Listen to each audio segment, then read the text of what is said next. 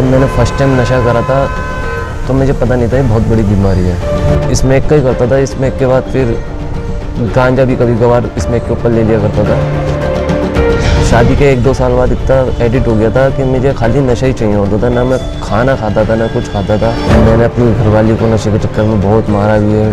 उस टाइम मुझे कुछ दिखता ही नहीं था सही क्या है गलत क्या है।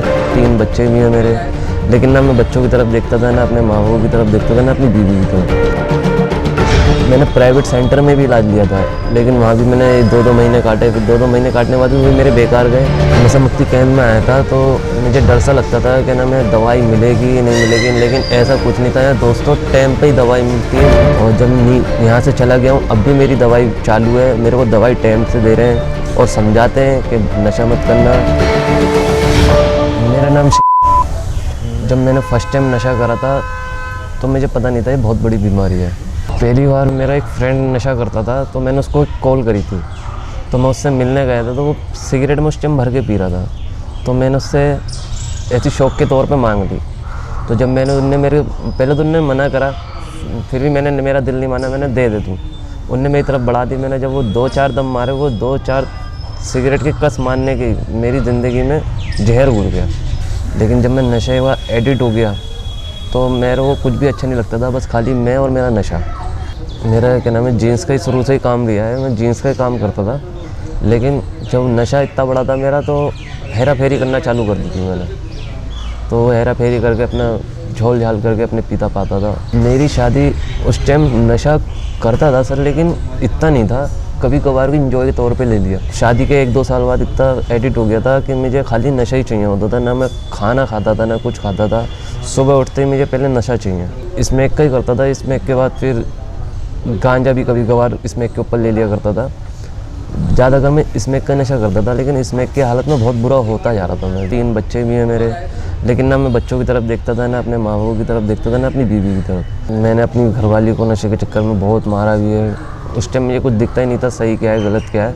बस अपने नशे की धुन की मैं अपनी घरवाली में मना भी करती थी, मेरे माँ बाप भी मना करते थे, सब जना मुझे मना करते थे कि नशा मत कर, बहुत बेकार चीज़ है, इससे बड़े कुछ खा लिया कर। लेकिन कुछ समझ में नहीं आता था, उनकी सुनता कम था, मैं अपनी ज़्यादा करता था नशे की हालत में।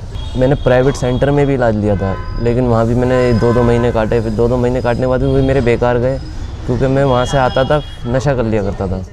ये SP/M का सेंटर है, नशा मुक्ति कैंप।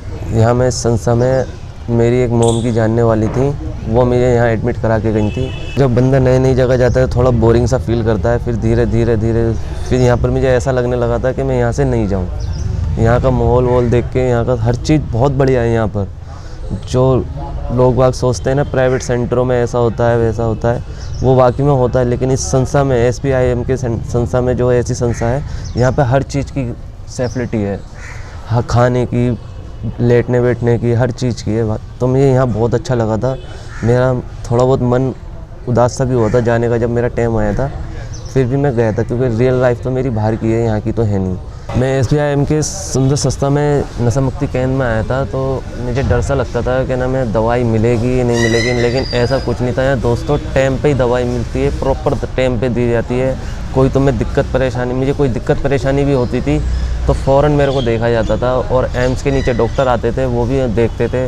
अब मैं यहाँ से भी, जब मैं यहाँ पर था, जब भी मेडिटेशन खाता और दवाई खाता था, और जब यहाँ से चला गया हूँ, अब भी मेरी दवाई चालू है। मेरे को दवाई टाइम से दे रहे हैं और समझाते हैं कि नशा मत करना, कुछ भी मत करना, अपने दवाई लेते रहो, ठीक सही चलो, सही रहो। बाहर जाके मैंने देखा मेरे यार दोस्त मुझे मिलते हैं, इसमें की जैसे बंदे मिलते हैं, लेकिन मैं उनसे वास्ता नहीं रखता हूँ। अगर मैं खड़ा भी होता हूँ ना, 1-8 मिनट खड़ा होता हूँ लोगों के पास, फिर मैं अपने निकल जाता हूँ। अव्वल बात तो मैं अपने काम में इतना बिजी रहता हूँ कि मुझे फुर्सत ही नहीं मिलती कि मैं इन लोगों के साथ खड़ा हूँ, और ना मुझे इन लोगों के साथ खड़ा होना है, क्योंकि इन लोगों के साथ खड़ा हूँगा तो फिर दोबारा उसी संगत में चला जाऊँगा, नशे में एडिक्ट हो जाऊँगा। तो इससे बढ़िया मैं अपने काम में बिजी रहता हूँ, अपने परिवार में बिजी रहता हूँ, अपने बीवी बच्चों में खुश हूँ। जब से मैं गया हूँ संस्था में, नशा छोड़ रखा है। मेरे बीवी बच्चे, मेरे माँ बाप, मेरे जितने रिश्तेदार भी हैं, सभी खुश हैं कि इसने बच्चे ने नशा छोड़ दिया, अब अपनी लाइफ जी रहा है, अच्छी जी रहा है। और मैंने भी सोचा है कि ना मैं नशे में कुछ नहीं रखा है, नशा बिल्कुल बेकार है।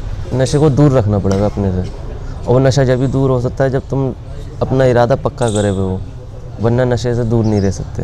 हमारा जीन्स का काम है, पैकिंग वगैरह होती है हमारे यहाँ। और पार्टियों का माल आता है हमारे यहाँ, तो हमारे यहाँ माल पैक होके नग वग लग के मार्केट गांधीनगर जाता है, तो उसी में अपना काम उसी में अपने जॉब में लगा ही रहता हूँ मैं। अब जब से यहाँ से संस्था से गया हूँ तो मैं अपने काम में ही लगा रहता हूँ। मेरी इच्छा भी करती है ना नशे की तरफ, तो मैं अपने काम में घुसा रहता हूँ, अपना फोकस काम में ही रखता हूँ। मन तो करता है मेरा पीने का, लेकिन उस मन को मैं बदलता हूँ, फोकस अपना काम में ही रखता हूँ, काम में बिजी रहता हूँ, अपना थक हार के खुद सो जाता हूँ, सुबह उठता हूँ फिर काम में घुस जाता हूँ।